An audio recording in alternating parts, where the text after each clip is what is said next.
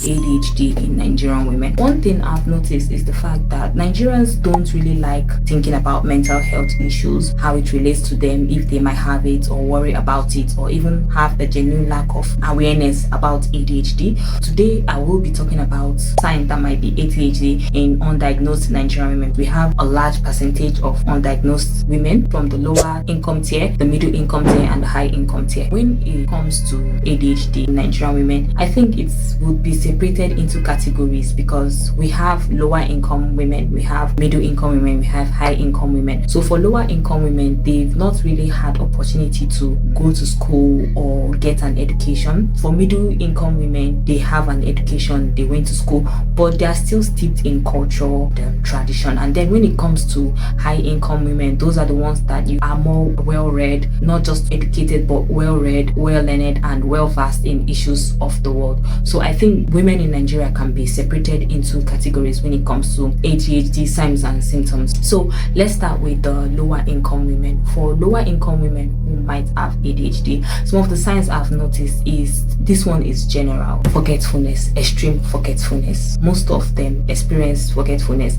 They are known as the women in their family who keep things, forget where they are, have messy homes, have dirty, uncleaned homes. They are all over the place. They are mocked either by family or friends, loved one or husbands or friends for being the forgetful ones, the always scatterbrain ones. And because they are from the lower income end of the economy, they are usually the one going from business to business and having different business, having different jobs, and not being able to stick to one business or one job. Maybe starting this, failing at it, or getting bored of it, getting tired, then moving on to another job. Then for lower income women, they are also known as women who are usually single moms, and they're usually raising their kids on their own. Most of them are hardly able to keep up with relationships or have problems with social relationships. Another signs of ADHD in undiagnosed lower income women in Nigeria, I noticed depression, anxiety, or anger management. Most lower income people in Nigeria are people who are living, should I say, hard lives. They are living really hard and unfulfilled lives. They are going through a lot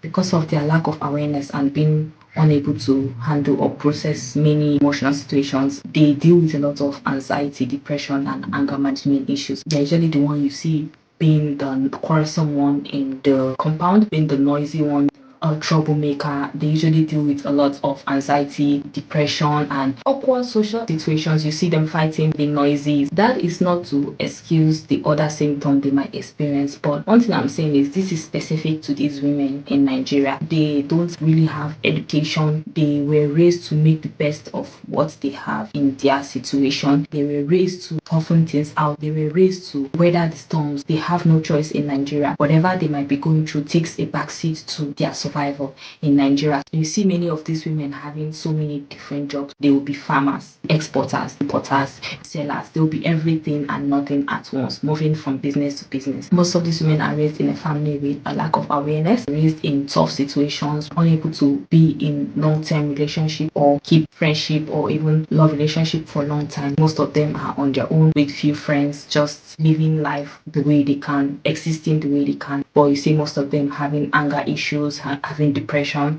You notice these signs in majority of them. But I guess I always say too, environment also have something to do with it. When you live in a lower income end in Nigeria, most of them basically exhibit this attitude. So maybe environment contributed to them having symptoms of ADHD, or they might really have ADHD. You never know really in a country like Nigeria. Anything is possible. I will now be moving on to the middle income tier of Nigerian women. Or middle income tier of Nigerian women, their symptoms might be different because they've had a chance to get an education. Most of them got university degrees, were able to write WAEC, and are struggling to advance their studies. So their symptoms are entirely different from women living at the lower income tier of Nigerian economy. I would say I'm in the middle. So this is mostly based on myself, the family around me, the women I stay around, and the symptoms I've observed in all of us.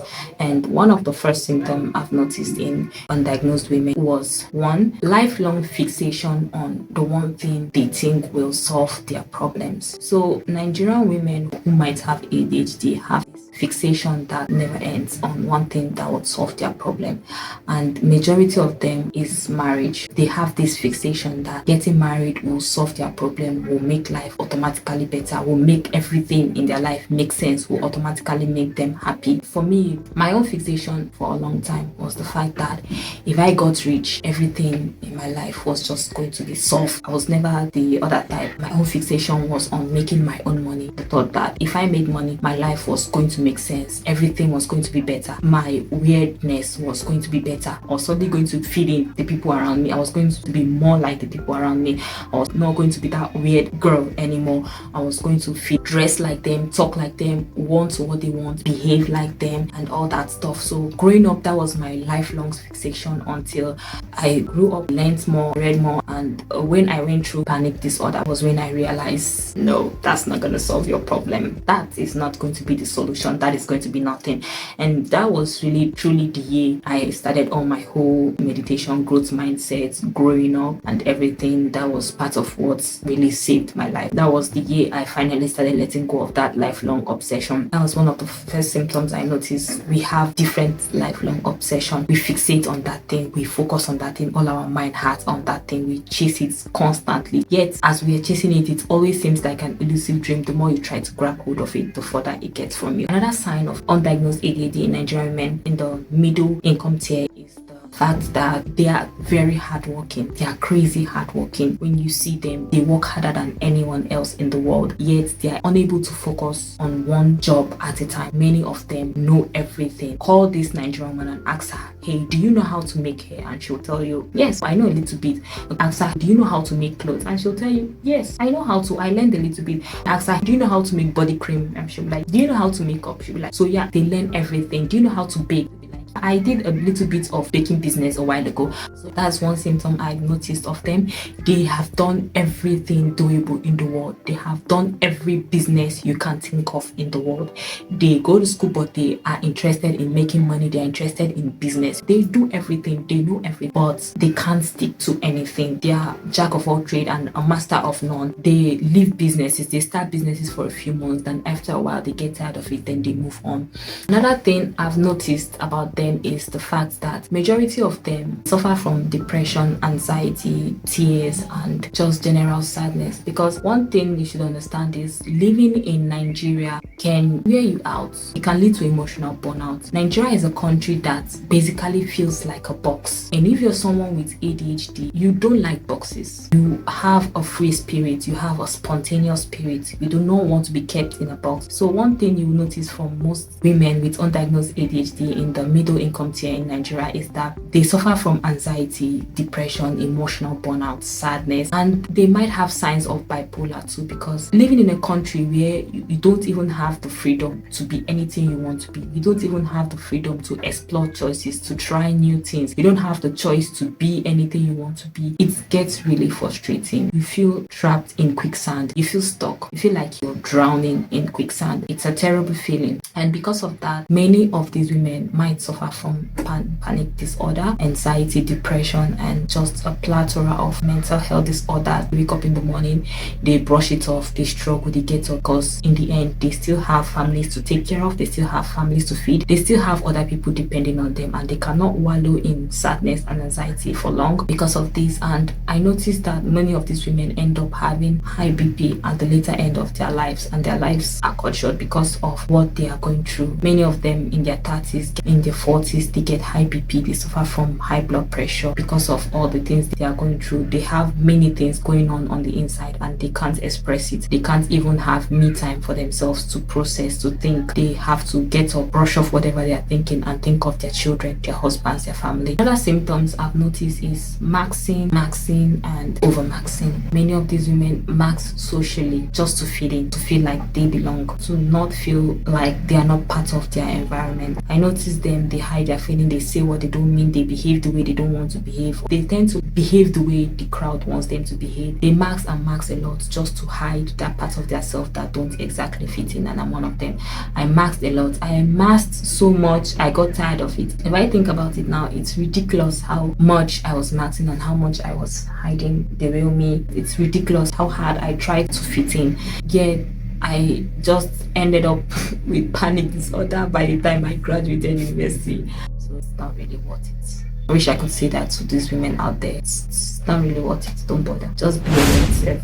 If they don't accept you, then I hope you grow the mental strength to be able to live a life where you're different from the other people. They either love and accept you or they leave you alone. You can't make yourself unhappy and make others happy. In the long run, you have to think about yourself. Moving on. Another sign might be being extroverted, happy, and then just constantly nice on the outside. Then when they're alone, sad and depressed. I think that should be another sign. It's part of maxing, but still, many of these women are extroverts, party goers. They have fun, go from parties to parties, they're happy in public, but when they get home at the end of the day, the reality of what they are feeling catches up to them, and then they lie in bed awake at night thinking and overthinking. When they think and overthink as usual, your brain brings up negative situations, negative things to haunt you, and before you know it, you're stuck in a quagmire of sadness and depression. So this might be a symptom, and recently I really noticed it in someone, and I was thinking if I was her, I would go get diagnosed, but didn't want to say it because in Nigeria we tend to mind our own business when it comes to mental health issues. We don't tend to bring it out there and say it. But I did this video because of that person. After that person got sick and I started noticing things,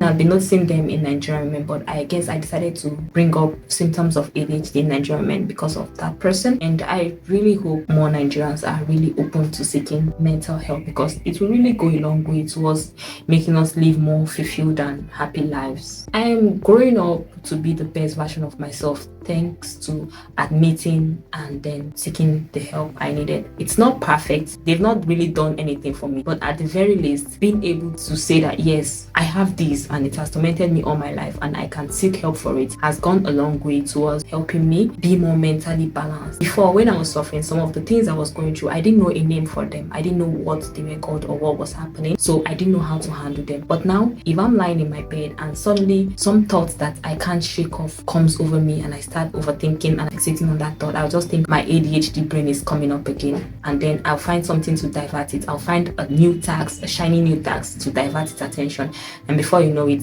it has forgotten that thought it wanted to fixate on, that negative or weird thoughts that doesn't make sense, but suddenly it wants to fixate on and it will torment me for months with it. It will forget that and I will move on. So getting myself diagnosed and acknowledging what I had made me able to know ways to deal with it, because if I'm going through something, I just have to go on YouTube, type search, watch other people, psychologists who know of ways to deal with it. I watch them, I hear what they have to say, then I apply it to my situation. Another sign of ADHD in middle income tier women in Nigeria is how hard it is to get an education on time like everybody else. For me, most of my peers, the year we wrote our JAM on WAEC was the year they got admission. But for me, it took me 3 years. I spent so long at home because I could not focus. Something always comes up to distract me. In my case, it was my novels. I got lost in the world of books. I did not like the world around me, so I lost myself in the world of books. I read every book, every romance novel known to mankind. I got lost in the world around me. On the eve of my exam, I would be reading novels. Weeks before my exam, I would be reading novels. Days before my exam, I'll be reading novels. The night before my exam, I'll be reading my favorite novel. Rather than actually study for my exams, I would rather reread a book I've read before that I kept thinking of, that I could not forget the story, and I'll go back to read it rather than actually reading for my exam. And it took me that years to finally decide, okay, enough is enough. You're being left behind. Everybody has left you behind. Your friends are about to graduate. Your friends have moved on ahead of you and you're stuck behind because you don't want to focus and read. I did not know what was wrong with me. I did not know why I could not focus and just do this. It's not long. It's just a while. You read, then you pass and you move on. I was intelligent because in high school, I barely read, yet I was passing my courses. I was doing okay. Even though I was lost in the world of books, I was still passing, but that was not going to cut it, because the more you grow, the more demand is placed on you. It was not going to cut efforts and measures I did in high school, was not going to cut it for university. Yet I found myself still struggling. I couldn't concentrate until one day I just decided enough is enough. You're going to do this and you're going to do it. So I had to lock myself to focus for a few months. I watched YouTube videos like crazy. I read books like crazy. I was so focused, and finally I came up past the exam with one of the highest marks that has ever been seen, and I was like, phew, finally done with. And then I wrote post-UTME and I finally got admission after years, thank God.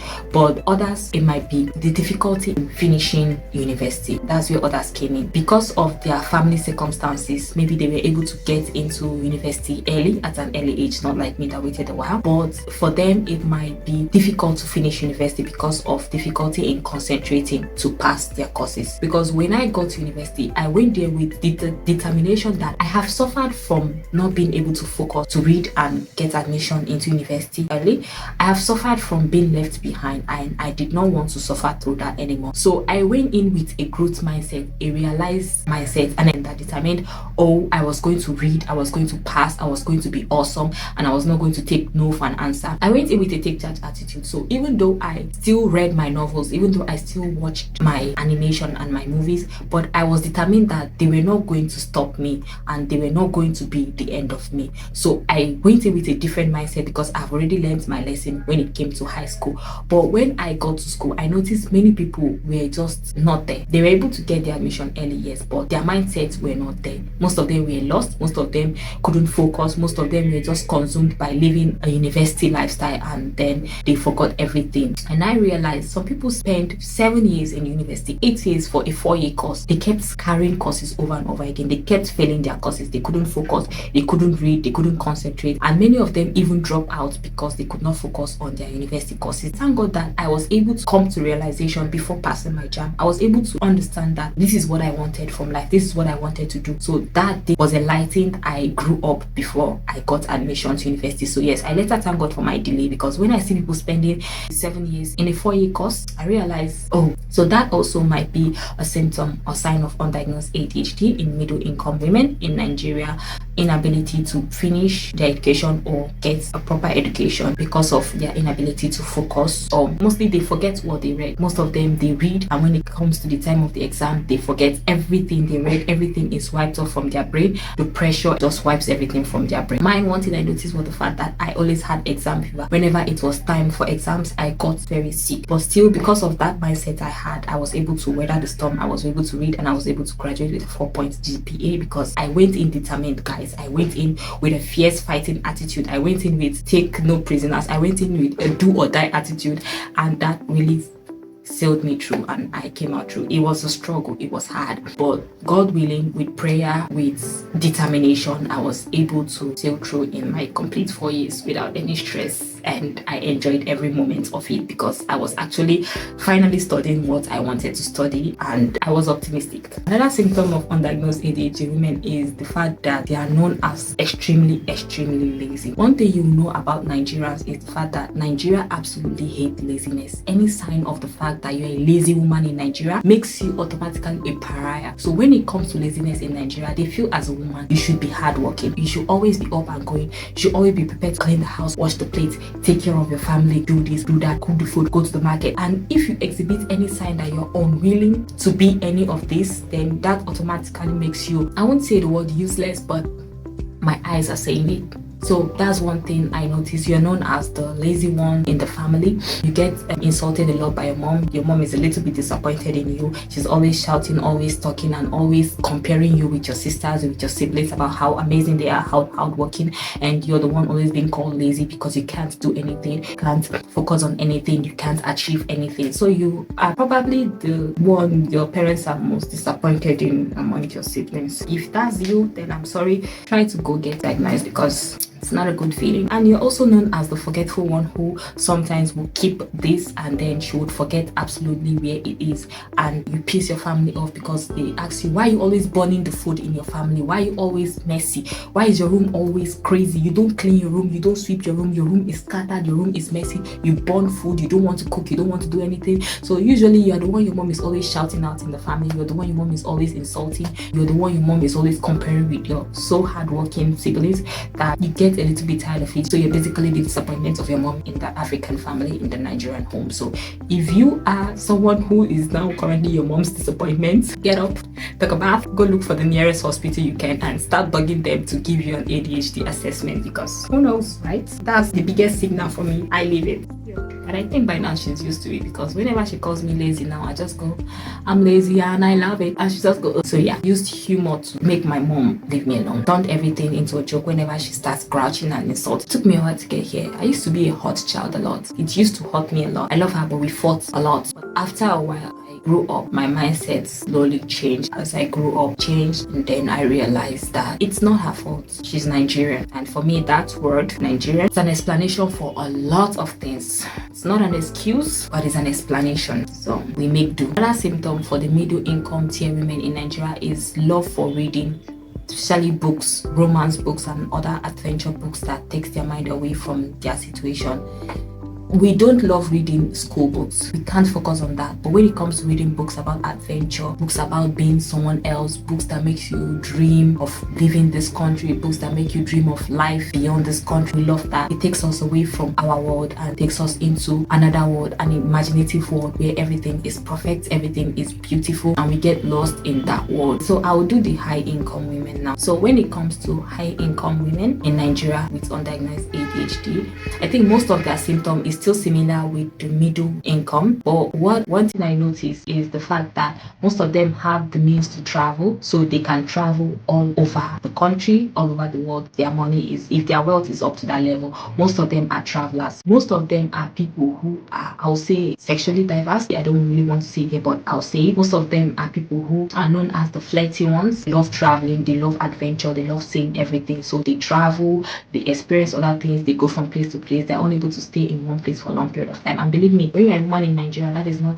something, that is not normal. That is not the norm, right? They expect you to stay one place, get married, have babies, procreate, make babies. They don't expect you to be traveling all over the place, traveling from place to place and all that stuff. Other symptoms of undiagnosed ADHD in high income women is the fact that most of them don't want to be married. There, I said it. That's right. Most of them don't want to be married. Sure, their family might force them to finally end up married. Societal expectation might force them to finally end up married. Fear of growing old, being alone, or being seen as a loser who has not achieved anything or gotten married, want kids. That is it. That is my truth, and I'm saying it out there.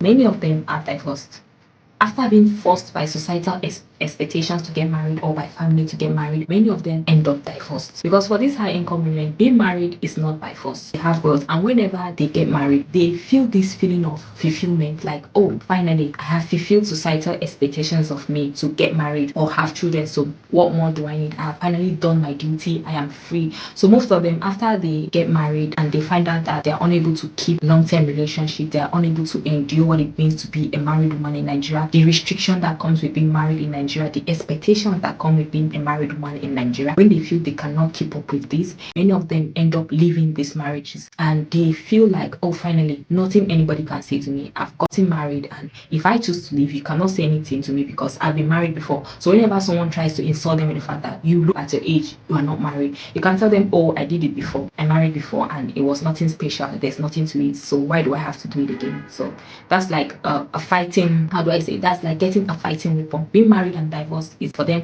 getting a fighting weapon where they say, oh, I've been there, done that, it was not that great, so why are you insulting me with marriage? Something like that. Our Nigerian mentality is amazing, really. So that is one sign of undiagnosed ADHD in Nigerian men, inclusive with all the whole forgetfulness, laziness, messiness, and all that stuff. So these are the symptoms I've noticed, and there might be more out there that I've not really expanded on or talked about, but these are the ones I've really come to see, experience, and observe in my environment, my community, and the Nigeria around me. So I hope this video helps someone out there.